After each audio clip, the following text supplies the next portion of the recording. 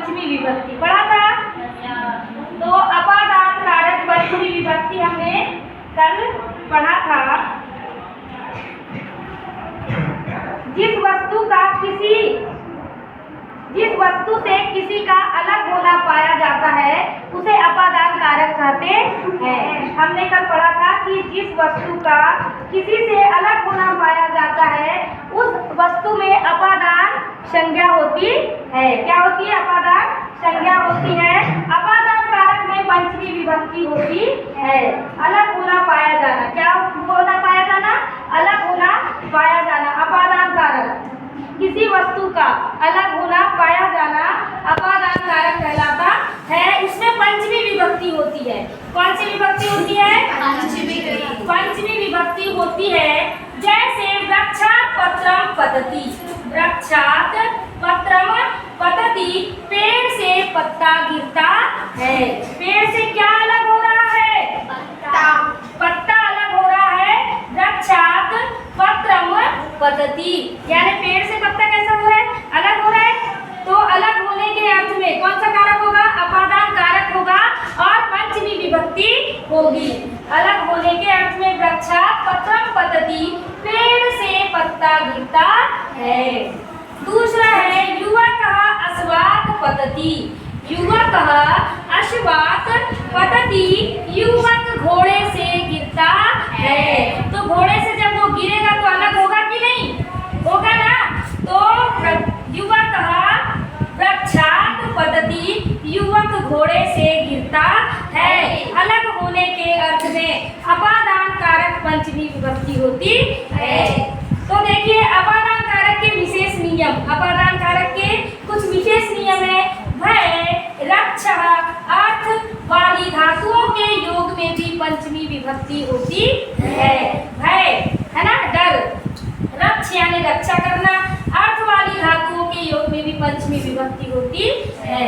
जैसे बालकः सिंहात् बिभेति, बालकः सिंहात् बिभेति, बालक शेर से डरता है। किससे डर रहा है? वो शेर से डर रहा है। बालकः सिंहात् बिभेति, यानी उसको शेर से क्या लग रहा है? भय लग रहा है। आप लोग को लगता है कि शेर से भय? हाँ, तो बालक शेर से डरता है।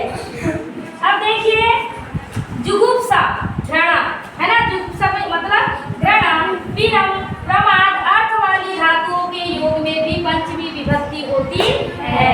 तो देखिए गुरु पापात् विरमति, गुरु पापात् विरमति, गुरु पाप से रोकता है। गुरु पाप से रोकता है कि नहीं? आपको गुरु क्या देता है? ज्ञान देता है। और अज्ञान को क्या करता है? दूर करता है ना। शिक्षा है अतुल्य गहना, इसे हमेशा बहाते रहना। समझ गए ना? तो गुरु क्या करता है? आपको ज्ञान देता है और पाप से रोकता है। तो गुरु पापात् विरमति। अब देखिए हमने क्या पढ़ा? अपादान कारक पंचमी विभक्ति। समझ आ गया सभी लोगों को? अलग होने के अर्थ में, अलग होने के अर्थ में हमने आपको समझा दिया। वृक्षात् पत्रम पतति, अगर ये आता है आपको तो क्या लिखेंगे? अपादान कारक पंचमी विभक्ति। अब देखिए संबंध, संबंध हमने पहले ही बताए थे। कारक कितने होते हैं? 6 होते हैं और विभक्तियां 7 होती है। कारक कितने होते हैं? 6 होते हैं, विभक्तियां 7 होती है। संबंध को कारक नहीं माना गया है। संबंध को कारक नहीं माना गया है। समझ गए ना? तो देखिए संबंध कारक नहीं है, षष्ठी विभक्ति है। लेकिन क्या है इसमें? षष्ठी विभक्ति है। हेतु शब्द के प्रयोग में षष्ठी विभक्ति होती है। तो देखिए हेतु शब्द के प्रयोग में षष्ठी विभक्ति होती है। जैसे भिक्षुकः अननस्य हेतो वसति, भिक्षुकः अनस्य हेतो वसति, भिक्षुक अन्न के लिए रहता है। जो भिखारी है, जो भीख मांगता है, वो काय के लिए रहता है? सिर्फ अन्न के लिए रहता है। काय के लिए रहता है? अन्न के लिए। उसका संबंध कैसे है? सिर्फ भोजन से है। उसका संबंध कैसे है? भोजन से। तो भिक्षुकः अन्नस्य हेतो वसति, भिक्षुक अन्न के लिए रहता है। अब देखिए हमने संबंध का बताया आपको। अब हम आपको बता रहे हैं अधिकरण कारकम। कारक कितने होते हैं? 6 होते हैं। सप्तमी विभक्ति। कौन सी विभक्ति लगी अधिकरण में? सप्तमी विभक्ति लगी है। तो देखिए आधार को अधिकरण कारक कहते हैं। जिसका कोई आधार हो, जिसका कोई आधार हो। विद्यार्थियों का आधार क्या है? स्कूल है स्कूल। तो आधार को अधिकरण कारक कहते हैं। अधिकरण कारक में सप्तमी विभक्ति होती है। कौन सी विभक्ति होती है? सप्तमी विभक्ति होती है। जैसे सिंही बने बस्ती, सिंही बने बस्ती।